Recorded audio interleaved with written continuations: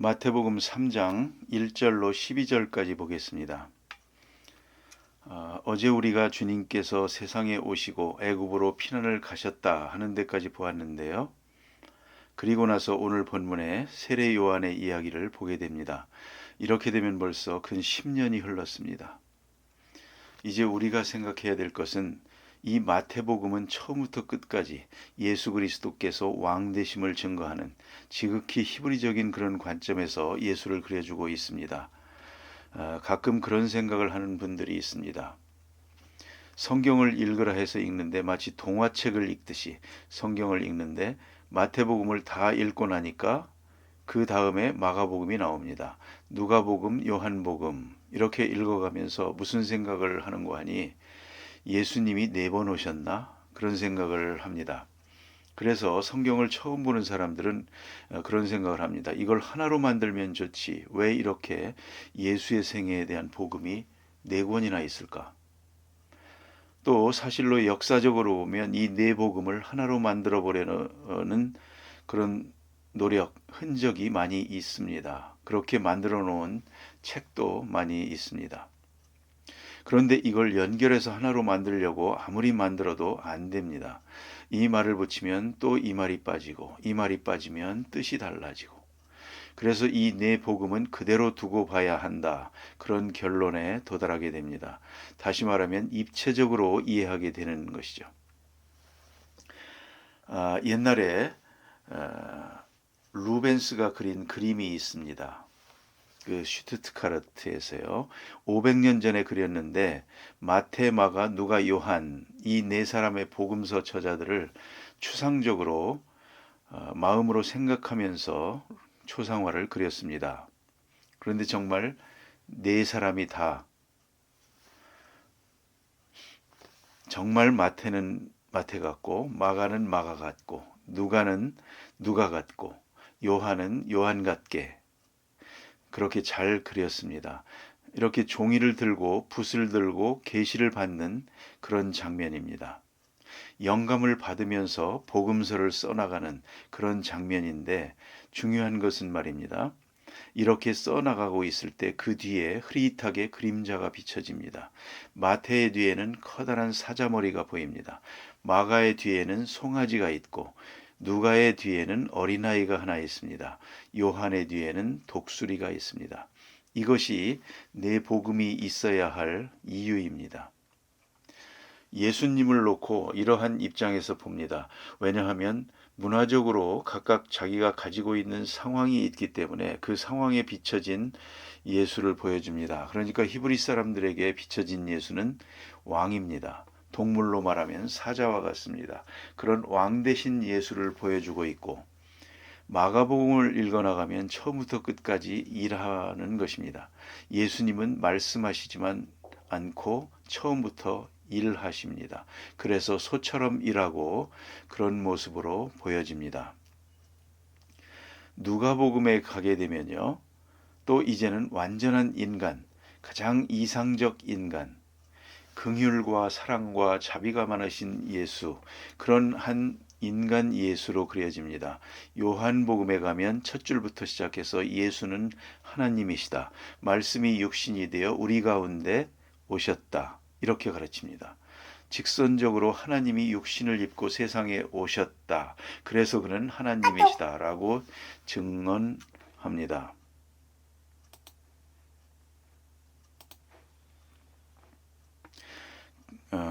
그리고 요한복음은 복음서 중에 제일 마지막에 기록이 되니까 이미 마태, 마가, 누가 복음이 기록된 걸 다 보고 알고 그리고 정리한 결론적이고 보충적 의미가 있습니다. 그렇게 해서 요한복음을 기록하게 됩니다.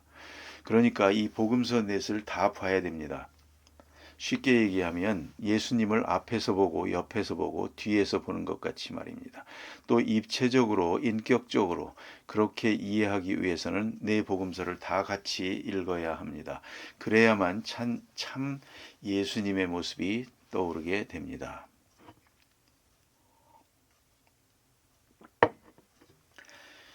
오늘 여기 마태는 예수님의 12 제자 가운데 한 사람입니다. 그는 본래 세리입니다.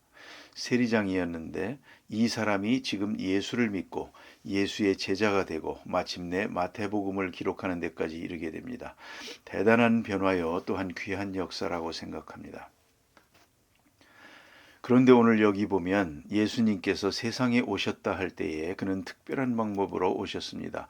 그래서 성경에 예언된 바와 같이 동정녀의 몸을 빌어서 오셨고 예수님은 다시 애굽으로 가서 피난을 합니다.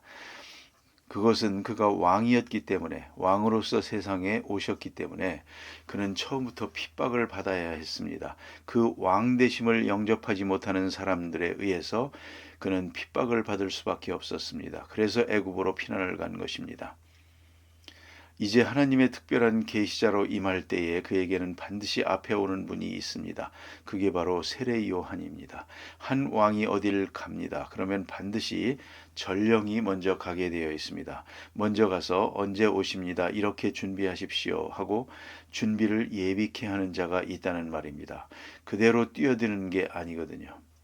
미리 다 길을 준비합니다. 요새도 그렇죠.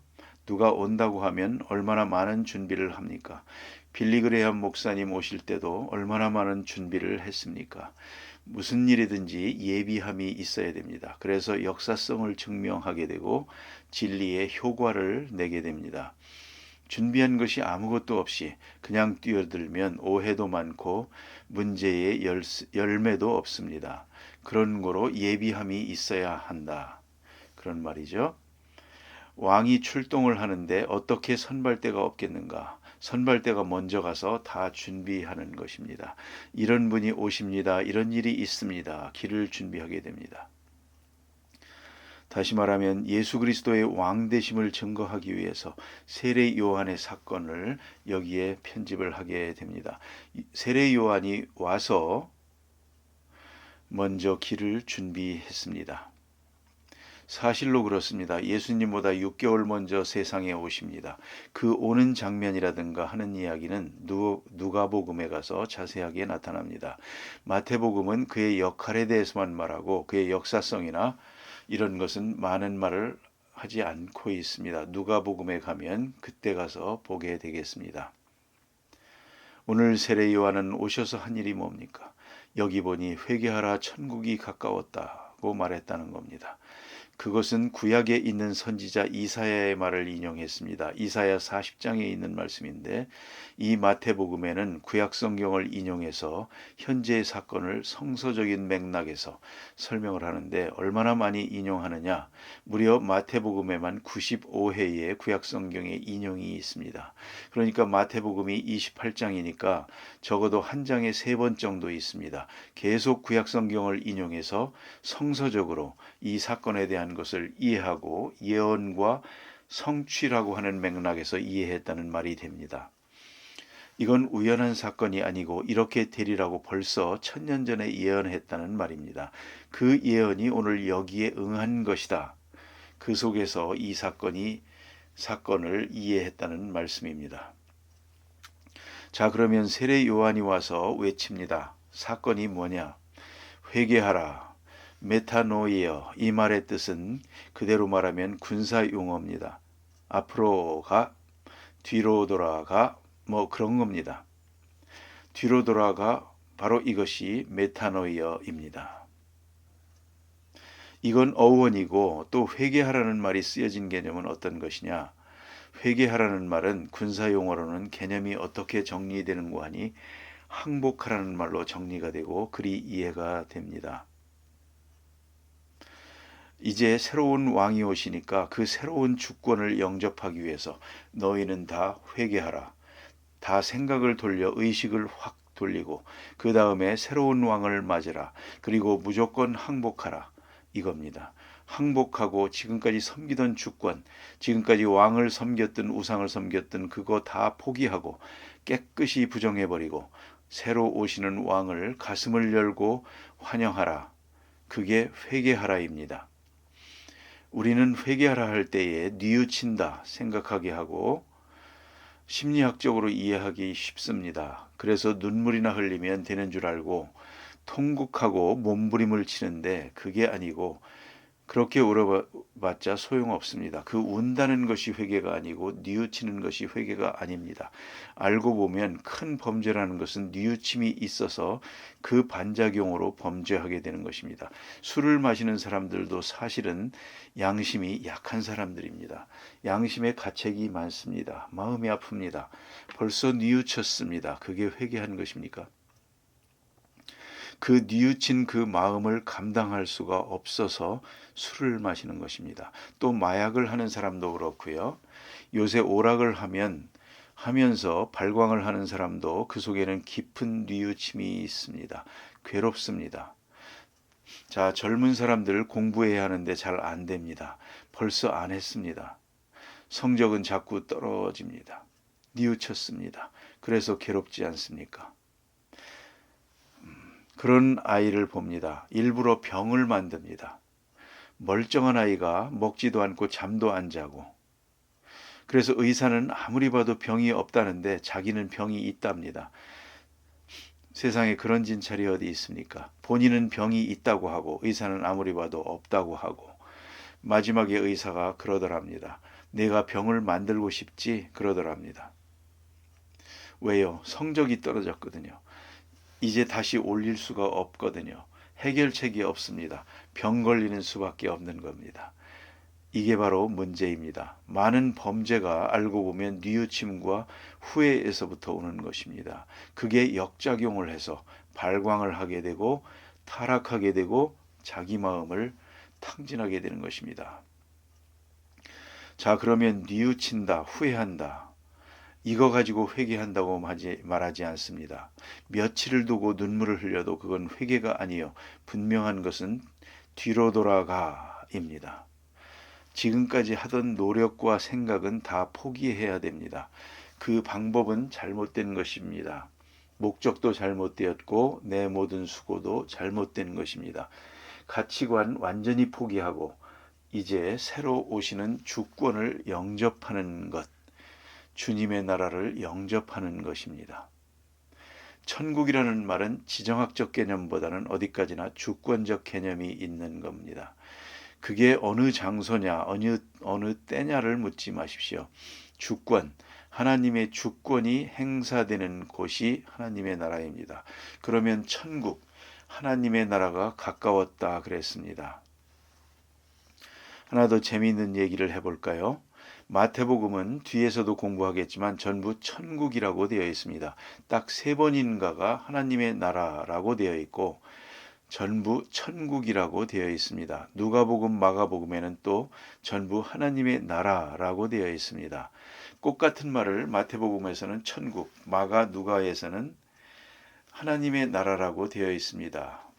그럼 왜 하나님이라는 말 대신에 하늘이라는 말을 썼느냐? 하늘나라, 천국이거든요. 그것은 히브리 사람들에게는 하나님이라는 말을 부르기를 꺼려합니다. 경건입니다. 우리가 하나님의 이름을 함부로 부르는 게 아닙니다. 우리는 비가 좀 안 온다고 해서 쉽게 그냥 하나님은 뭘 하고 계시냐 그딴 소리 하면 안 됩니다. 아무렇게나 하나님의 이름을 불러서는 안 됩니다. 이름을 잘못 부르는 것이 죄요. 이게 바로 제3계명 아닙니까? 여호와의 이름을 망령되이 일컫지 말라. 헛되이 부르지 말라는 겁니다. 이름 함부로 부르는 거 아닙니다. 여러분, 어른들의 이름을 함부로 불러서 되겠습니까? 그와 같이 하나님의 이름을 경건함이 없이 함부로 불러서는 안 된다는 말입니다. 그러니까 이제 제일 높은 이름이 여호와입니다. 여호와란 이름은 아예 부르지도 못합니다. 대신 아도나이라고 부릅니다. 주님이라고 부르게 됩니다. 그리고 그 다음으로 중요한 이름이 하나님입니다. 가능하면 하나님이라는 말을 피하고 싶어 합니다. 하나님이라고 생각하면서도 대명사를 씁니다. 그것이 바로 하늘입니다. 그러니까 하나님 대신에 하늘이라고 써서 하나님 나라를 하늘나라라고 합니다. 그러면 왜 누가복음에 가서는 하늘나라라고 안 했느냐?